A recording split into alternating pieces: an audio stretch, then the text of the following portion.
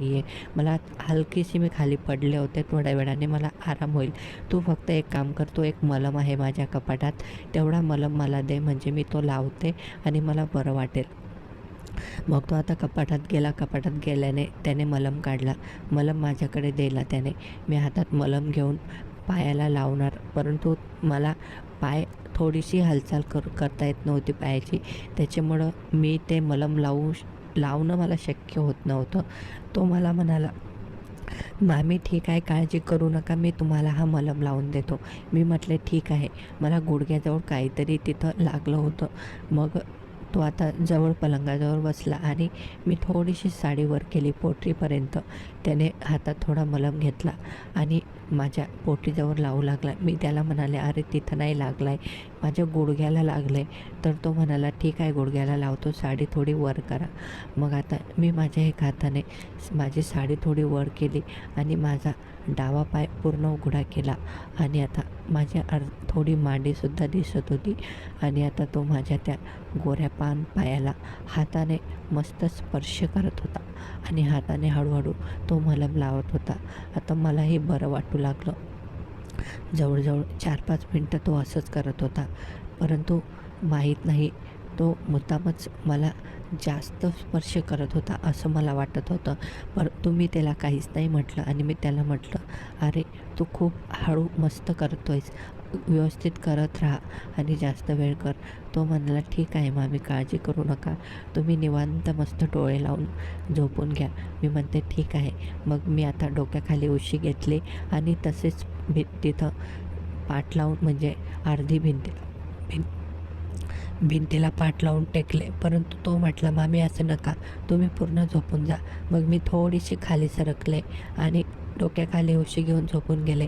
तो आता माझ्याजवळ बसला होता आणि आता हळूहळू माझ्या म्हणजे पायावर हात फिरवत होता. हळूहळू त्याने त्याचा हात पोटीवर आणण्यास देखील सुरुवात केली आणि केव्हा त्याने माझी पूर्ण कमरेच्या वर साडी केली मला कळालंच नाही. आता त्याने त्याचा हात माझ्या निकरवरती फिरवत होता. मला कसे तरी होऊ लागले होते. मी त्याला म्हटले, "अरे अजय, काय करतोयस हे तू? मी तुझी मामी आहे." तो म्हटला, "मामी असलं तर काय झालं? आज तुम्हाला मस्त मालिश करून देतो, तुम्हाला खूप बरं वाटेल आणि तुमचं सगळं दुखणं दूर पळून जाईल." मी म्हणाले, "पण हे योग्य नाही."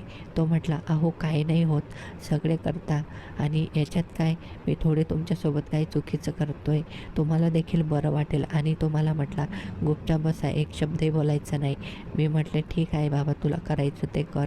मलाही बरं वाटत होतं म्हणून मी डोळे लावून पडले.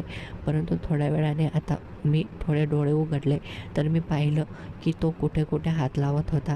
खूपच मला विचित्र वाटत होतं. त्याच्यानंतर मी त्याच्याकडे बघितलं तर त्याच्या चड्डीतून त्याचा बाबूरावसुद्धा कमालीचा ताटला होता आणि मग मी लगेचच आता त्याच्याकडे पाहू लागले आणि एका भुकेल्या नजरेने त्याच्याकडे बघत बघत त्याच्या नजरेतसुद्धा वासना जागी झाली होती. आता तो पूर्ण वासनांध झाला होता. त्याने लगेचच मोका पाहिला आणि डायरेक्ट माझ्याजवळ आला आणि एक हात माझ्या आंब्यावरती ठेवून माझे आंबे कच्चा दाबू लागला. मी तोंडातून आह आह करू लागले. त्याला म्हटले, "अरे हळू कर, एवढी काय घाई करतोयस?" तर त्याच्यानंतर त्याला कळालं की आता माझासुद्धा होकार आहे. नंतर मग आता त्याने त्याचा नाकोबासुद्धा बाहेर काढला आणि त्याचा तो मस्त कमालीचा सोटा माझ्या चिमणीत टाकला आणि जवळजवळ 15-20 मिनटं मला ठोकून काढले. एवढं छान त्याने ठोकलं की विचारूच नका. मला खूपच मजा आली होती आणि त्यानेसुद्धा खूप मजा घेतली. आम्ही दोघं मस्तपैकी 15-20 मिनटं करून शांत झालो आणि तसेच पडून राहिलो. थोड्या वेळाने मी भानावर आले आणि माझे कपडे व्यवस्थित केले. तोही भानावर आला आणि त्याला म्हणाले, "अरे जा तर तू तुझ्या रूममध्ये, मला काम आहे." त्याच्यानंतर तो त्याच्या रूममध्ये गेला. थोड्या वेळाने मी बाहेर आले आणि नंतर चहा वगैरे ठेवला, त्याला चहा दिला. त्यानेसुद्धा चहा पिला. तो माझ्याकडे बघतही नव्हता. मलासुद्धा थोडी लाज वाटत होती, परंतु जे काही झालं ते खूप अयोग्य झालं होतं आणि आता याच्यानंतर आमच्या दोघांमध्ये काय होणार याची मला भीती होती आणि समजा जर तो अजून त्याला चटक लागली आणि त्याने मला काही करायला मागितले तर मी काय उत्तर द्यावं हे मला कळत नव्हतं. परंतु आता पुढे काय होणार ही पुढची जी कथा आहे मी एका वेगळ्या व्हिडिओमध्ये पुढच्या भागामध्ये घेऊन येणार आहे. आता माझा पाय दुखणंही कुठंच बंद झाला होता मला कळलंच नाही आणि